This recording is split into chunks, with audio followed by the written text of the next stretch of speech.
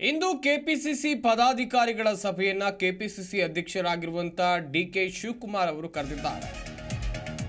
KPCC ಕಾರ್ಯಾಧ್ಯಕ್ಷರು, ಪ್ರಧಾನ ಕಾರ್ಯದರ್ಶಿಗಳು, ಪಕ್ಷದ ಸಂಘಟನೆ ಮತ್ತು ಕಾರ್ಯತಂತ್ರಗಳ ಬಗ್ಗೆ ಮೀಟಿಂಗ್ ಅನ್ನು ಮಾಡಲಾಗುತ್ತೆ. ಇವತ್ತು ಕೆಪಿಸಿಸಿ ಪದಾಧಿಕಾರಿಗಳು, ನಿಗಮ ಮಂಡಳಿ ಅಧ್ಯಕ್ಷರು, ವಿಧಾನಸಭೆ ಪರಾಜಿತ ಅಭ್ಯರ್ಥಿಗಳು ಕೂಡ ಡಿಕೆಶಿ ಸಭೆಯಲ್ಲಿ ಜೊತೆಗಿರ್ತಾರೆ. ಡಿಸಿಎಂ ಡಿಕೆ ಶಿವಕುಮಾರ್ ಅಷ್ಟೇ ಅಲ್ಲದೆ ಕೆಪಿಸಿಸಿ ಅಧ್ಯಕ್ಷರು ಕೂಡ ಹೌದು. ಒಂದ್ ಕಡೆಯಲ್ಲಿ ಕೆಪಿಸಿಸಿ ಅಧ್ಯಕ್ಷಗಿರಿ ಮೇಲೆ ಸಾಕಷ್ಟು ಜನರ ಕಣ್ಣು ಕೂಡ ಇದೆ. KN ರಾಜಣ್ಣರಂತಹ ನಾಯಕರು ಬಹಿರಂಗವಾಗಿ ಹೇಳಿಕೆಗಳನ್ನ ಕೊಡ್ತಾ ಇದ್ದಾರೆ. ಈ ನಡುವೆ ನೋಡ್ತಾ ಹೋಗೋದಾದ್ರೆ ಇವತ್ತು ಕೆಪಿಸಿಸಿ ಪದಾಧಿಕಾರಿಗಳ ಸಭೆಯನ್ನ ಕರೆದಿದ್ದಾರೆ. ಒಂದ್ ಕಡೆಯಲ್ಲಿ ಗಮನಿಸ್ತಾ ಹೋಗೋದಾದ್ರೆ ಇದು ಸಾಕಷ್ಟು ಕುತೂಹಲಕ್ಕೆ ಕಾರಣವಾಗ್ತಾ ಇದೆ. ಏನೆಲ್ಲ ಚರ್ಚೆ ಆಗಬಹುದು ಇಲ್ಲಿ?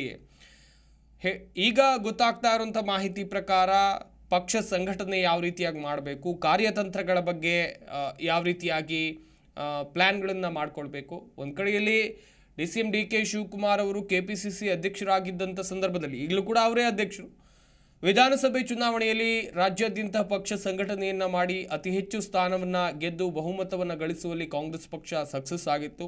ಆದರೆ ಲೋಕಸಭೆಯಲ್ಲಿ ನಿರೀಕ್ಷಿತ ಫಲಿತಾಂಶ ಕಾಂಗ್ರೆಸ್ ಪಕ್ಷಕ್ಕೆ ಸಿಕ್ಕಿಲ್ಲ. ಮುಂದೆ ಸ್ಥಳೀಯ ಚುನಾವಣೆಗಳು ಇರಬಹುದು. ಈ ದೃಷ್ಟಿಯಿಂದಾಗಲೂ ಕೂಡ ಪಕ್ಷವನ್ನು ಬಲಗೊಳಿಸಬೇಕಿದೆ, ಪಕ್ಷ ಸಂಘಟನೆ ಆಗಬೇಕಿದೆ. ಹೀಗಾಗಿ ಪದಾಧಿಕಾರಿಗಳ ಸಭೆಯನ್ನು ಕರೆಯಲಾಗಿದೆ ಎನ್ನಲಾಗ್ತಾ ಇದೆ. ಕಾದು ನೋಡಬೇಕು ಮುಂದೆ ಏನಾಗಬಹುದು ಅಂತೇಳಿ.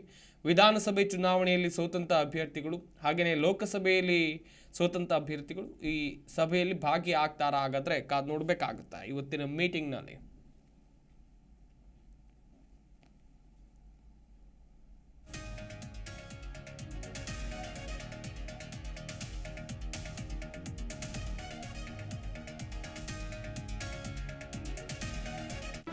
ಜಿ ಕನ್ನಡ ನ್ಯೂಸ್ ಈಗ ನಿಮ್ಮ ಮನೆಯಲ್ಲೇ ನೋಡಿ. ಎಲ್ಲ ಕೇಬಲ್ಗಳಲ್ಲಿ ಈಗ ಲಭ್ಯ. Sun Direct 292, Jio TV 1334, U digital 162, city cable 51, GTPL 17, Abhishek cables 821, Rockline telecommunication 51, Shri Basaveshwara number 60, Vinayaka digital number 53, in digital number 896ರಲ್ಲಿ. ನಿಮ್ಮಿಸ್ತದ ಜಿ ಕನ್ನಡ ನ್ಯೂಸ್ ನೋಡಿ ಆನಂದಿಸಿ.